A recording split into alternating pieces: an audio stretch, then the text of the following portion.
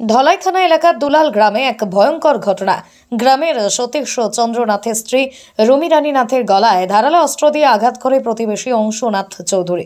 শনিবার বিকেল আনুমানিক 4 ঘটিকার সময় প্রতিবেশী অংশুমান নাথ চৌধুরী কুমতলবে বাড়িতে আসে। তাকে বাধা দিলে ধারালো অস্ত্র রুমি নাথকেই আঘাত করে। আঘাত গুরুতর হওয়ার সঙ্গে সঙ্গে তাকে শিলচর মেডিকেল কলেজ এবং হাসপাতালে প্রেরণ করা হয়। বর্তমানে রুমি নাথের অবস্থা সংকটজনক। এদিকে ঘটনার পরবর্তীতে ধলাই থানার একটি মামলা দায়ের করা হয়। মামলার ভিত্তিতেই ধলাই পুলিশ অংশুনাথ চৌধুরীকে গ্রেপ্তার করে। রবিবার আহত রুমি নাথের স্বামী সতীশ নাথ সাংবাদিকদের জানান, তিনি দিনমজুর মানুষ, কাজের সূত্রে বাইরে ছিলেন। ঘটনার খবর পেয়ে ছুটে আসেন বাড়িতে। ঘটনার সঠিক তদন্ত করে দোষীকে উপযুক্ত শাস্তির দাবি করেন। ঘটনা কালকে বিকাল 4:30টার সময় হঠাৎ করিয়া আমার বাড়িতে আল্লাগুল্লা হয়েছে। আর ওরকম আমার মেয়ে অন্য ছাত্র 3-4টা পড়ানিতে আসলো। আইসি আমার বাইনা অংশমান আইয়া কিতাকিতি কথা মাতিয়া তর্ক বিতর্ক করিয়া ঘুরিয়া বলে তার বাড়ি গেছে।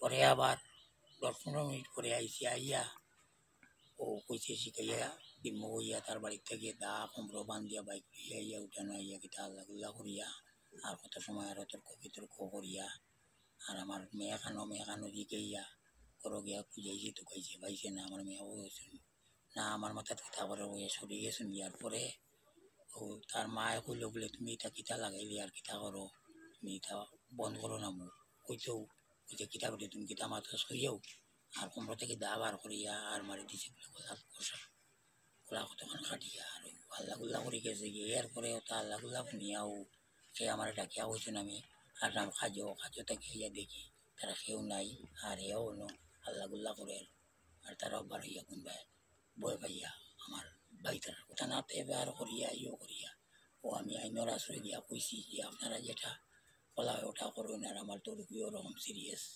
অবস্থা কইয়া মেডিকেল লইয়া গেছি। আমি হঠাৎ করিয়া সেদিন 4:30টার সময় খবরটা পাইছি। খবর পাওয়ার সঙ্গে আমি সঙ্গে সঙ্গে দৌড়িয়ে হসপিটালে গেছি। তাইনও আসলার সঙ্গে হসপিটালে গিয়া তার ট্রিটমেন্ট এবং প্রীতমনাথও আসলা, ট্রিটমেন্টের ব্যবস্থা পরিলা করছি।